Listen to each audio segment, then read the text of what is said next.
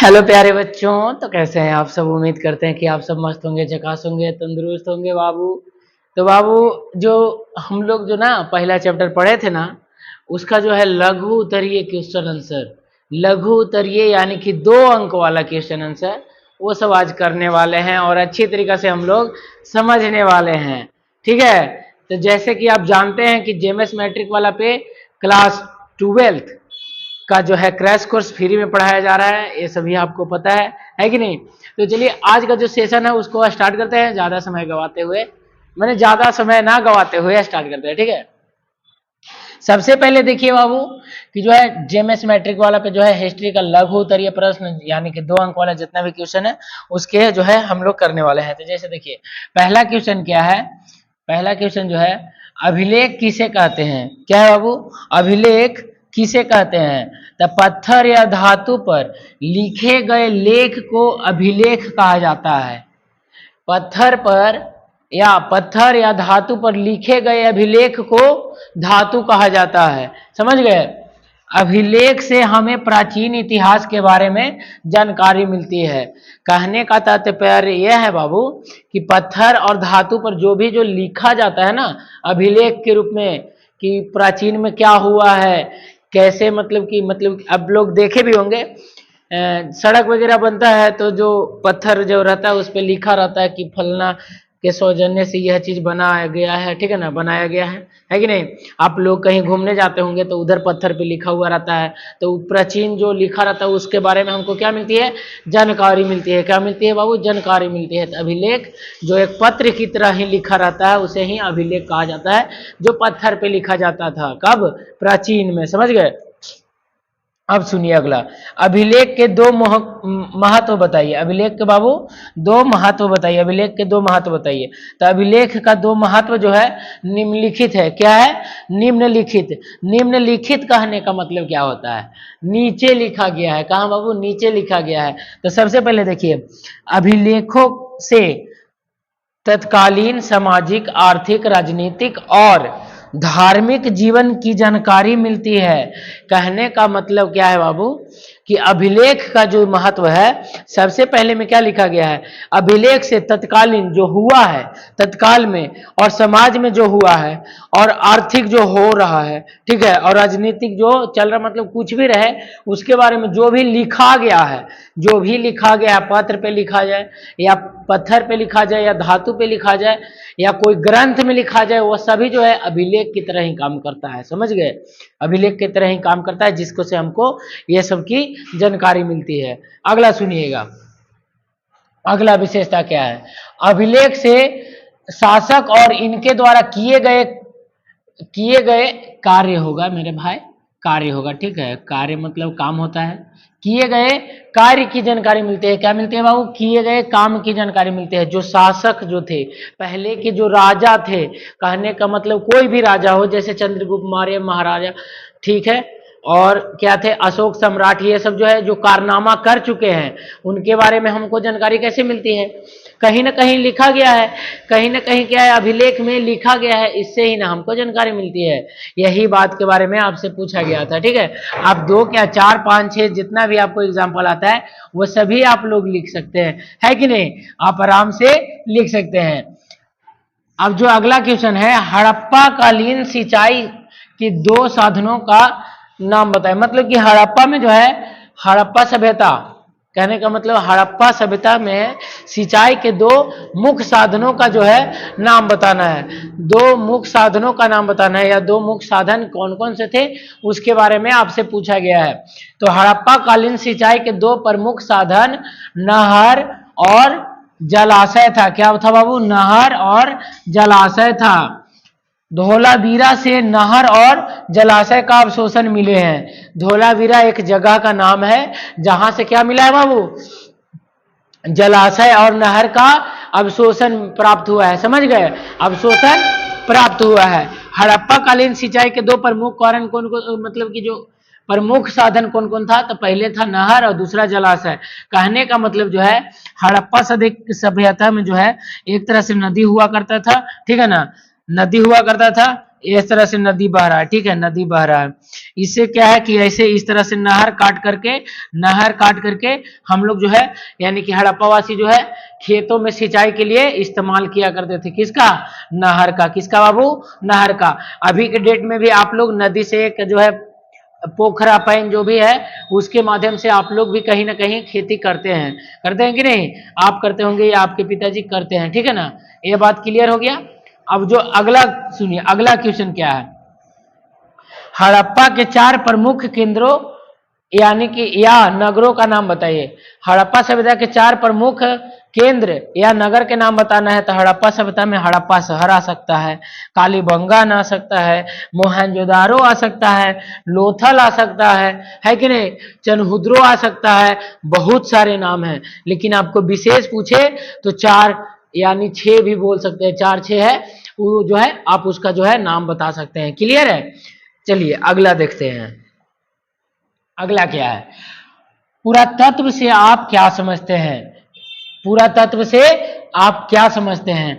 तो वह विज्ञान जिसके माध्यम से पृथ्वी के गर्भ में छिपी हुई सामग्री की खुदाई करके अतीत के लोगों की भौतिक जीवन का ज्ञान प्राप्त होता है उसे पुरातत्व कहते हैं। यहां पर प्राप्त है, ठीक है ना?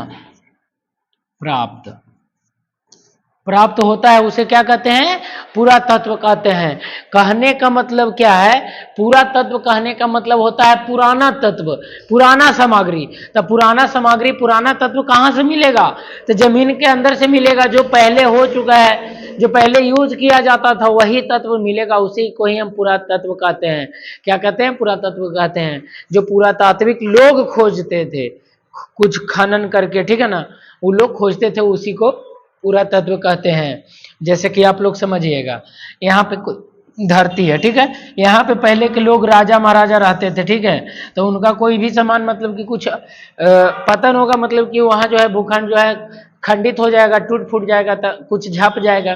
तो वही हम लोग कुछ करने के वजह से या कुछ करते हैं तो वहाँ पर जो खुद खनन प्रक्रिया चालू होती है, मतलब कुछ खनन प्रक्रिया चालू होती है, तो उसके दौरान हमको कुछ वस्तुएं मिल जाती है, उसी को हम पुरातत्व कहते हैं। क्या कहते हैं?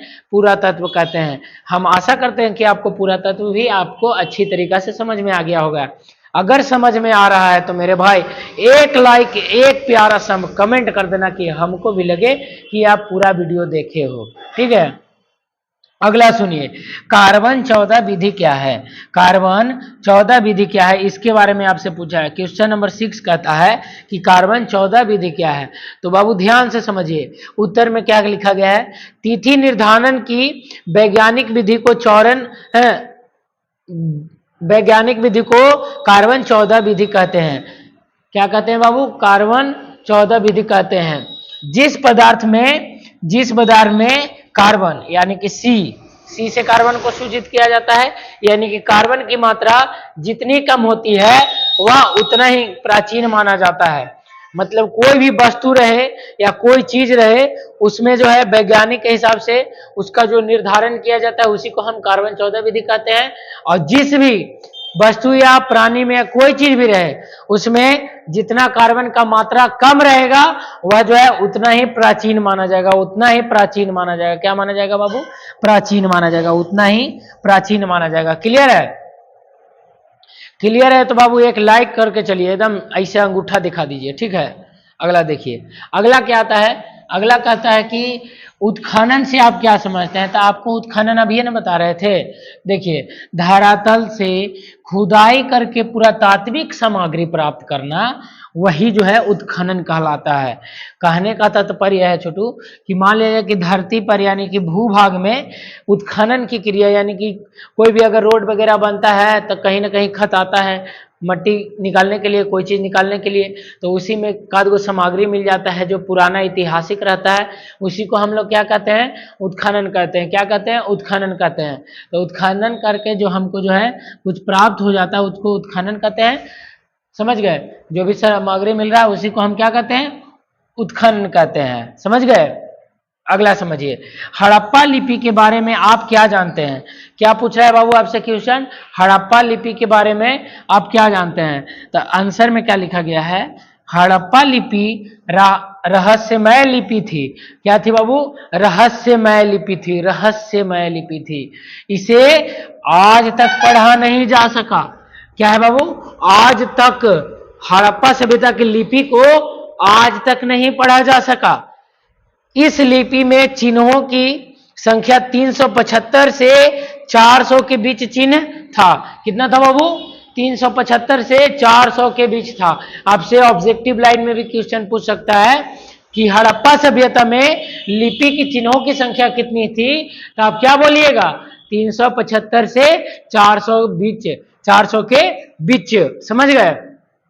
400 के बीच।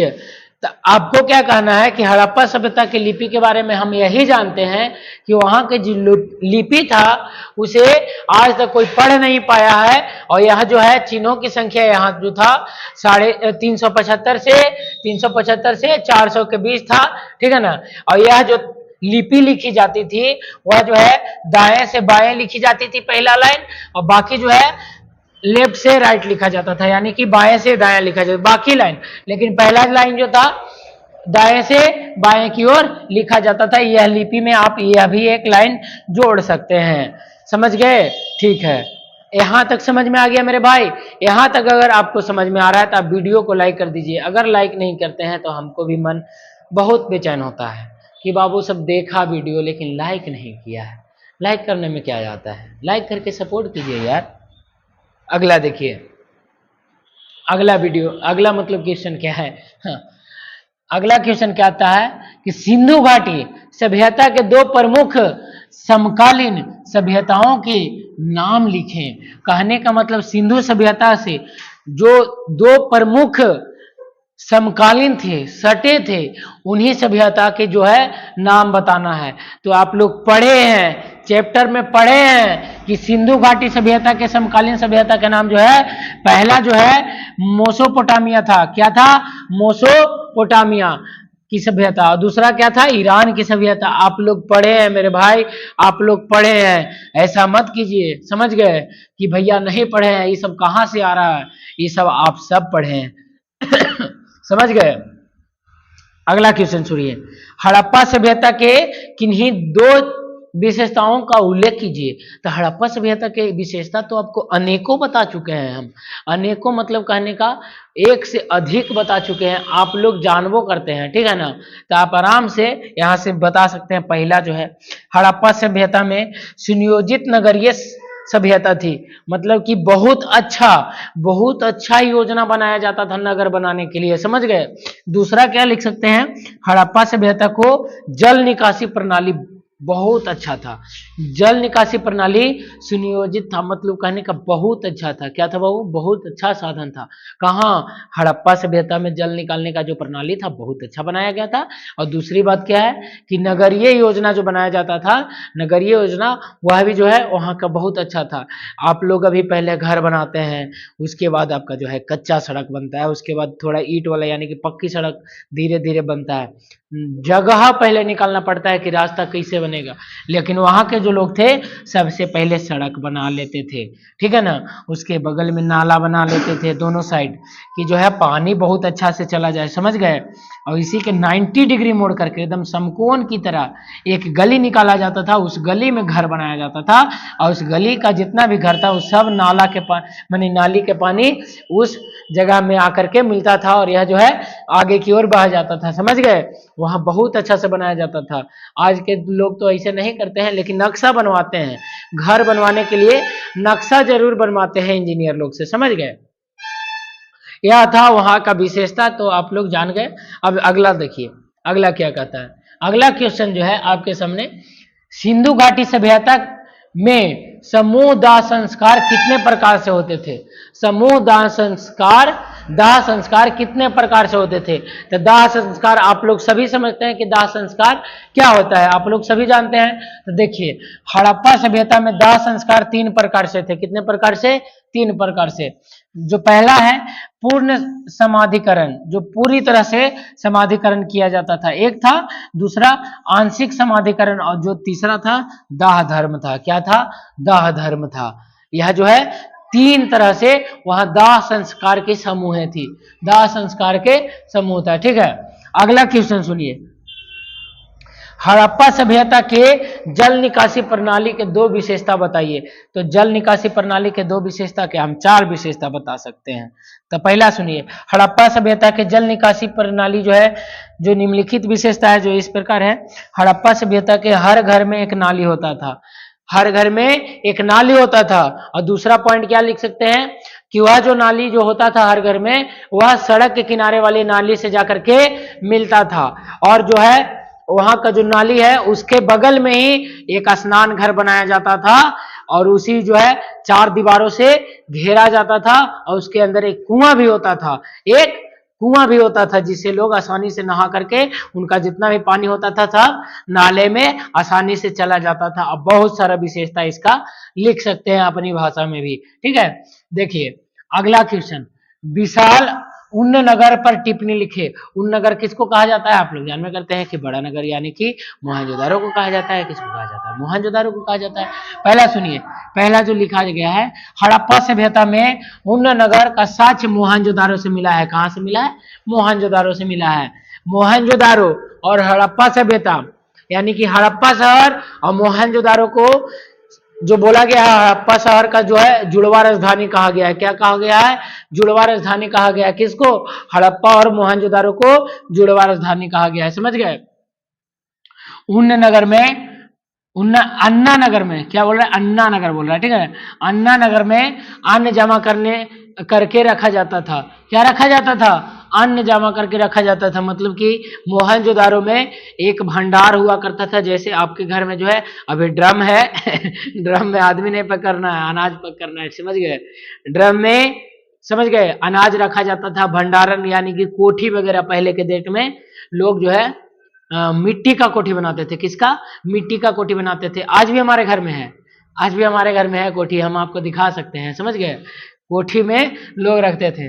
समझिए, इस तरह से कोठी बना देते थे, ऐसे एक मुंह रहता था और इधर से खाली रहता था, ऊपर से जो है अनाज डाल देते थे और इधर से निकाला करते थे। इसी तरह से तो रहता था गोल तरह के भी रहता था, चरकुट भी रहता था, आप सब जानते हैं। ठीक है, अगला समझिए, अन्ना नगर में हवा जाने की व्यवस्था थी। अन्ना नगर में क्या थी बाबू, हवा जाने की बहुत अच्छा व्यवस्था थी। ठीक है, अगला क्वेश्चन सुनिए, मोहनजोदारो के विशाल स्नान घर का वर्णन करें।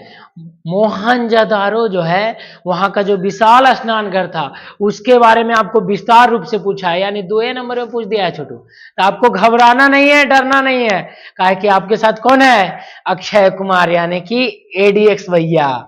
समझ गए, ध्यान से सुनिए, हड़प्पा सभ्यता में स्नान नगर का साक्ष्य मोहनजोदारो से मिला है। कहां से मिला है, मोहनजोदारो से मिला है मेरे दोस्त। आप सभी जानते हैं मोहनजोदारो क्या था, आप फिल्म में देखे हैं मोहनजोदारो। ठीक है ना, चलिए, स्नान घर का उपयोग अनुष्ठानिक स्नान के लिए होता था। ठीक है, स्नान घर के चारों ओर कमरे और बरामदे थे। स्नान घर में कुआं भी था, आपको बता चुके हैं कि वहां कुआं भी था स्नान घर में। स्नान घर में क्या था, एक कुआं भी रहता था। वह जो है चार दीवारों से चार दीवारों से और क्या बोला, बरामदे से घिरा हुआ रहता था। चार दीवारों से और बरामदे से क्या हुआ रहता था, घिरा हुआ रहता था। आप सब जानते हैं, नौटंकी नहीं करना है, एग्जाम में फोड़ के आना है मेरे दोस्त। एकदम क्वेश्चन को एकदम रद्दी रद्दी ऊर्जा ऊर्जा पुर्जा पुर्जा सब फाड़ देना है। ठीक है ना। अब जो है लोथल कहाँ है, इतिहास का क्या महत्व है, इतिहास का क्या महत्व है, तो ध्यान से सुनिए। लोथल जो है गुजरात में भोगवा नदी के किनारे बसा हुआ है। कहां बाबू, भोगवा नदी के किनारे पर स्थित है, और लोथल बंदरगाह के रूप में प्रसिद्ध है। लोथल जो है बंदरगाह के रूप में क्या है बाबू, पूरी तरह से प्रसिद्ध है। तो आज का सेशन यहीं तक, और जो है आज का जितना भी क्वेश्चन हम करवाए हैं उसको रटना नहीं है मेरे दोस्त, रटना नहीं है। आपको क्या करना है, आपको जैसे हम पढ़ाए हैं उसी तरह से आपको अगर याद नहीं हुआ तो एक और वीडियो देख लीजिएगा, आपको पूरा तरह से याद हो जाएगा। अगर यही पीडीएफ आपको चाहिए, अगर यही पीडीएफ आपको चाहिए तो टेलीग्राम चैनल या इस नंबर को देख रहे हैं, इस नंबर पे आप व्हाट्सएप पे एसएमएस कर सकते हैं, या टेलीग्राम चैनल जो है वह जो है रवि ऑनलाइन क्लासेस। क्या, Ravi online ONLINE, online classes, CLASSES, ठीक है, सही है। इसी पे आपको क्या करना है, ज्वाइन कर लेना है, ठीक है। आपको पीडीएफ मिल जाएगा, आपको पीडीएफ क्या हो जाएगा, मिल जाएगा। इसी का नहीं, पूरा विषय का मिलेगा मेरे भाई, पूरा विषय का मिल जाएगा, बस आपको ज्वाइन होना है। समझ गए। आज का वीडियो कैसा लगा आप कमेंट बॉक्स में बताइएगा कि आज कैसा लगा है आपको क्लास, ठीक है। बाकी जो गलती है उसको भी आप बोल सकते हैं। तो आज के लिए इतना ही, फिर मिलते हैं नेक्स्ट वीडियो में।